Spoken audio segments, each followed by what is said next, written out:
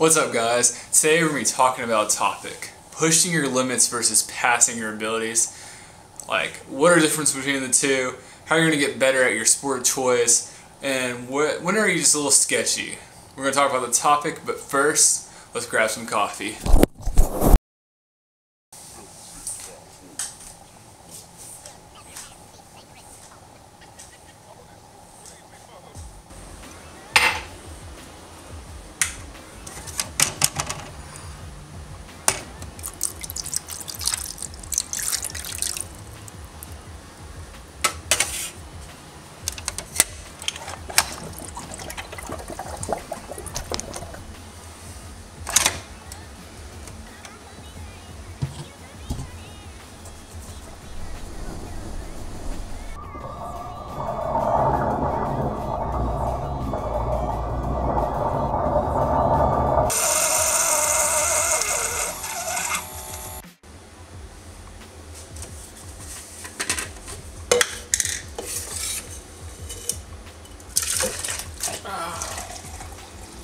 Fuck.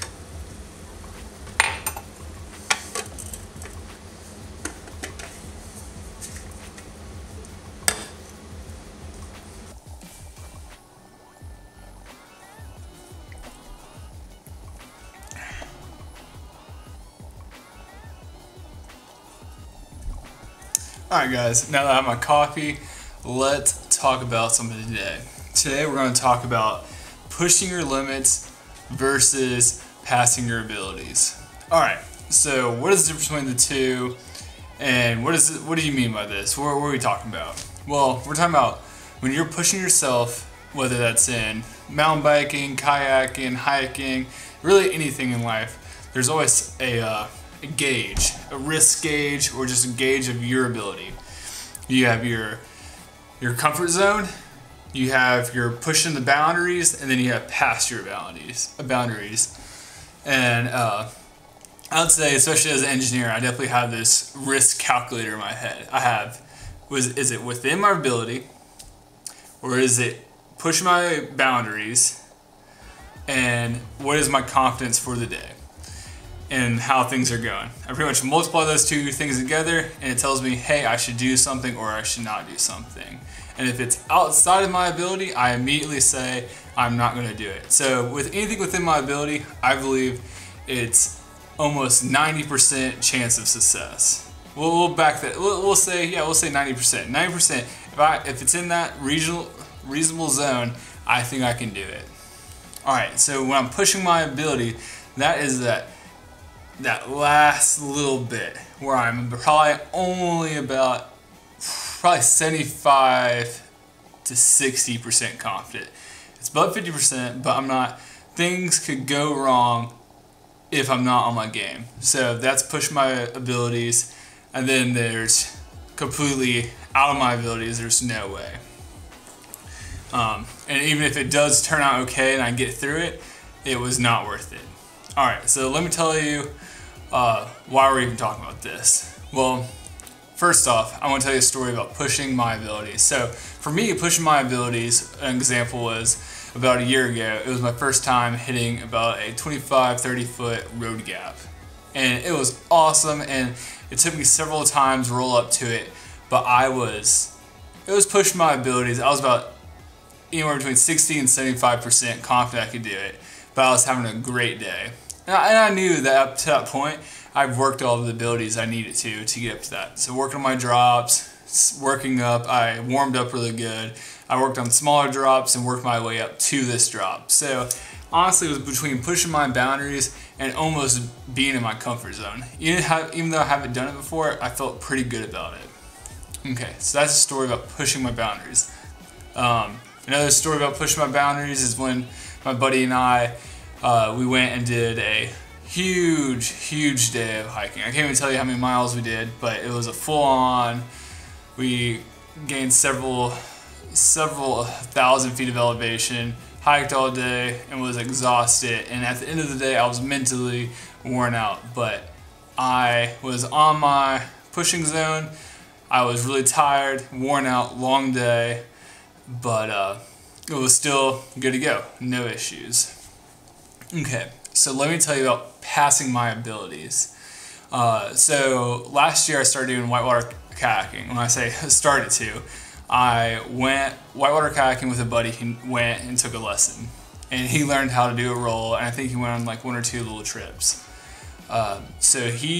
We decided we were going to rent kayaks from my local college or my university. So we rented kayaks for the day, and he was going to teach me how to roll, and we're going to just cruise on some like class 2 rapids. There was like this hole that you could surf in. And let's just start. I've never kayaked in my life. So my first day, I learned pretty much how to flip. So we ran into a guide who happened to be on the water. He gave some more tips to me, and I was able to start learning how to roll back over very confidently within like an hour of kayaking ever. So that was super awesome. Good experience. Well, next thing you know, we're trying to surf a wave, and we're on little play boats, and it was a little bit hard, and like first time ever kayaking, it was fun. Like I had a great time, loved it. Honestly, I really did love it. I thought kayaking was amazing from the get-go, but did a little surfing, nothing too crazy, and we called it a day. 2 hours of kayaking, and boom, in the books. Well, a couple months later, I have already graduated, but my buddies are still in college, so they still have the opportunity to rent more kayaks. So I am here in Tennessee, and they're back in school, and pretty much they come up, and I convince them, and we all pretty much convinced each other that we're going to do the middle of Kauai with river runners. So never used river runner before. I've only kayaked once in my life, and we're going to go just do the middle of Kauai. And if you know anything about the middle of Kauai, there's a Kevin Hart like comedy about hellhole, and it is like absolutely ridiculous. Let's just get it straight up. It is ridiculous if you've never kayaked before. So yes, we get the kayaks, and I did a little research in. I knew what like safety. I looked up the safety of what to do if you got pulled out of your boat, and just kind of really made sure I knew what was on the river. I did like a little bit of reading about it, and it was a class 3+, I believe, is the middle of Kauai. And besides for 2 major current rapids in the very beginning of the water, on the river. Besides for 2 major rapids in the beginning of the river, everything else was pretty controllable and maintainable if you were an experienced kayaker, which at the time I thought I was. Believe me, I'm not an experienced kayaker, but so my buddies and I, we decided that we're going to skip the first 2 drops in the middle of Kauai and just go from 3/4 up the river all the way down. So needless to say, it was crazy. Hit our first major rapid called Table Saw, and instantly got flipped and immediately panicked. Well, I panicked, pulled out of my kayak, and Table Saw is super, like, it was pretty low water, so it was super, right when I got turned over, I started hitting my head against the bottom of the river, the current, and it's kind of like this waterfall step down type of thing, and immediately panicked, like I said, freaked out, and knew I was in over my head. I was out of my abilities completely. But once I retrieved my kayak, thanks to my couple friends and a local guide on the river, I knew, wow, we are in over our head. This is about to be real, and it was kind of one of those fight or flight type of situation. So my buddies and I, we go down the rest of the middle of Kauai, and the adrenaline must have been cranking because somehow we made it through without having to get out of our boat at all. Like, we completely ran the river, the rest of it, and made it through hellhole and all that craziness. But when I look back at the experience, even though it was amazing and I had an amazing time and I really want to kayak and I definitely will be kayaking in the future, I just think back about how dumb and ignorant it was to just go from never kayaking in my life to hitting a class 3+ river, the middle of Kauai, with no experience. That is so dumb. That is so dumb. Like, mountain biking, I've worked on it so long. I've worked on it for like 2 or 3 years, really hard mountain biking as much as I can. And like, accidents do happen. Like, for example, I broke my ankle, and I felt really comfortable. I was within my comfort zone. It was just a freak accident. So I recommend do not pass your limits, and let's look back at pushing your limits versus passing your ability and like some characteristics of each of them. So, and I got my notebook right here if you're wondering what I'm staring at. because I wrote down some stuff. Pushing your limits it's inspiring to yourself. It's tough. It's rewarding, and you're on edge. You're on the edge. You're on the brink of being past your limits, but you're getting better in the moment. You might be that 1% above your comfort zone. You might be 2% above your comfort zone, but you're getting better every single second while you're in the moment.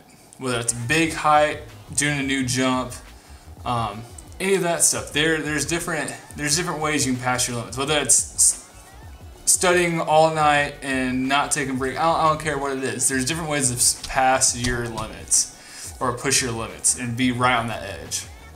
Now, passing your ability is sketchy, risky, and can be harmful or deadly. And if it works out, it could be amazing, but besides that, it's not worth the amazing when you look back at the other words. Risky, harmful, could be potentially deadly.